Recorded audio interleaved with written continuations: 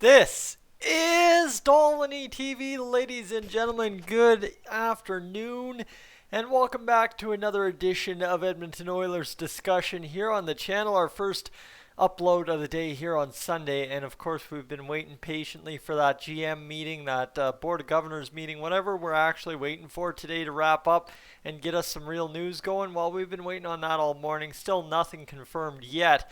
But let me tell you, you know what? Now all of a sudden we're getting that sense of what's going on, and the old rumor mill starts heating up pretty quickly. And that one, yeah, that rumor mill, it's even heating up within our own Oilers ranks for once, right? Obviously, we've had some tricklings of rumors and stuff for the past little while, but then Bob Stauffer, and I mean, you want to take it on good authority, taking it from Bob Stauffer himself, saying not that now that we are closing in on a return to play. Typo, just realized that. Wouldn't be a surprise if the Oilers sign a veteran, 75 plus NHL games or more, left-hand shot defenseman that could act as a 6th, 7th defenseman.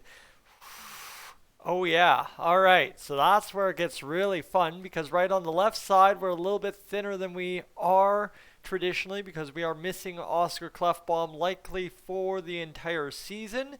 And what does that mean for us? That means, well, it's next man up. Darnell Nurse, the number 1 D-man. You can make your argument for Caleb Jones being number 2 on the left side. Chris Russell is number 3, and then Theodore Lundstrom coming in at number 4. But however you look at it, that is not a group that is exactly the most stable, the most capable, honestly, in my opinion, right?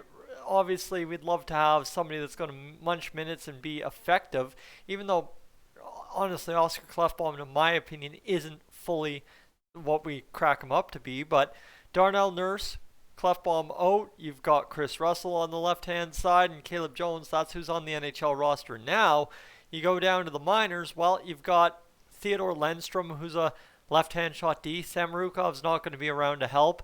William Lageson's going to be around to help, so right, you've got Lundstrom and Lagesson in there to help out.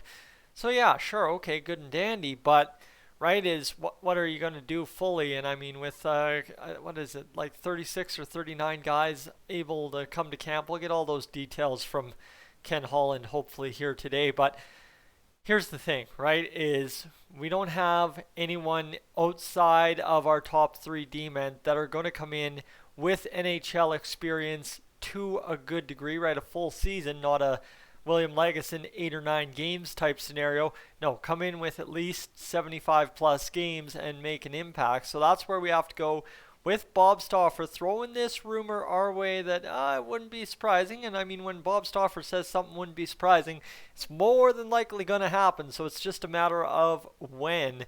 And that's always the fun part for us, because now that things are heating up, you just don't know when. And of course, right, we've got Christmas coming up, so could we get an early Christmas present? Quite possibly. All right, let's get to defensemen still available on the free agent market, and I'll update you kind of who's there. You've got Andy Green out there, Sammy Vatanen. Not exactly that those guys would be the kind of guys to come on in, but you've got Carl Alsner, you've got Jonathan Eriksson, you've got Travis Hamonic, who's a right-hand shot, Ron Hainsey's right-hand shot, Matt Hunwick, right, he's a guy out there. Definitely not Brandon Manning. David Schlemko. Actually, David Schlemko, if he's still playing, 33 years old, though, didn't play last season by the looks of it. Let me get those stats.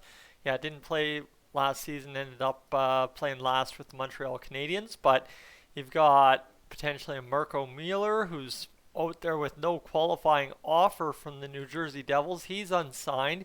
Played with the Devils 50 games last year, played 53 with them total, and he's had 185 career games, right? This may be a name that you look at and you say, why hasn't anyone looked at him before? Coming off a $1.4 million deal, of course you're going to be able to get Mirko Mueller for $700K, depending if he's available. I honestly, right, good luck if I know what's going on with any of these guys in the free agent market at this point. But again, just throwing out some names, seeing what sticks, and hopefully finding something out there that could benefit the Oilers. As there's a lot of names out there, right? Michael DeZotto, obviously another name out on the market. He's a guy that's got a lot of NHL games and could be of some use. You've got guys out there perhaps I don't know who else on the list here. That's a right-hand shot D. Andres Englund, no qualifying offer. Who's Andres Englund here? He last played with the Ottawa Senators. Okay. Last played with them in 1920. He's a veteran of 33 games, so never mind. We will not qualify him, but that's really where it all finishes off quite quickly, is there's not much left on the market. So honestly, if I'm picking anyone, it's between Mirko Mueller and, of course, Michael Del Zotto, in my opinion, just looking at the top 50 defensemen available on the free agent market. That would be kind of my picks, but Bob Stauffer getting us going on a sleepy Sunday when we know news is supposed to break, and maybe perhaps this is my frustration point, is the fact that this is supposed to be a huge weekend, right? We'll probably get into a vote either Monday, Tuesday, Wednesday for the NHL season. The opt-out period is December 24th.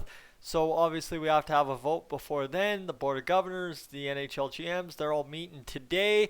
And we could have crazy amounts of news breaking all over the place. And the reason I know that is because what you see on your screen there, that tweet from Bob Stauffer, is trickling out of nowhere, it seems. Well, we've heard these rumors before, like I mentioned. But once you get something concrete, and Bob Stauffer's not a guy that would just go willy-nilly throw something out there to throw something out there. He usually throws something out there when he knows what's going on or hears what's going to happen. And I'm going to take it on good authority that we've got a new signing to happen here. Now, the last concluding piece to this is the fact that I do not believe, and it should not at all impact re-signing Ethan Bear. It should not. Absolutely should not, because you've got that 4 point something in cap space from Oscar Klefbom. So right there, yeah, Ethan Bear at $1 million. You've got a veteran left-hand shot D-man coming in at under $1 million. So you're talking no more than $2.5 million total spend on Bear and another defenseman, and all of a sudden, yeah, you shore up your NHL defense just a little bit more. But here's the thing, right, is we can talk all about who it could be, who it might be, but at the end of the day, the Oilers might not go the sign a contract route. It may be bring them to camp and then sign them to a contract, or bring a couple of guys to camp and sign a contract, right? We have no clue ultimately what shape all these guys on our roster signed to contracts already are in. That's the problem. We didn't have that in the playoffs. We didn't have that now. So it's going to be interesting to see how this all boils down, but it's nice.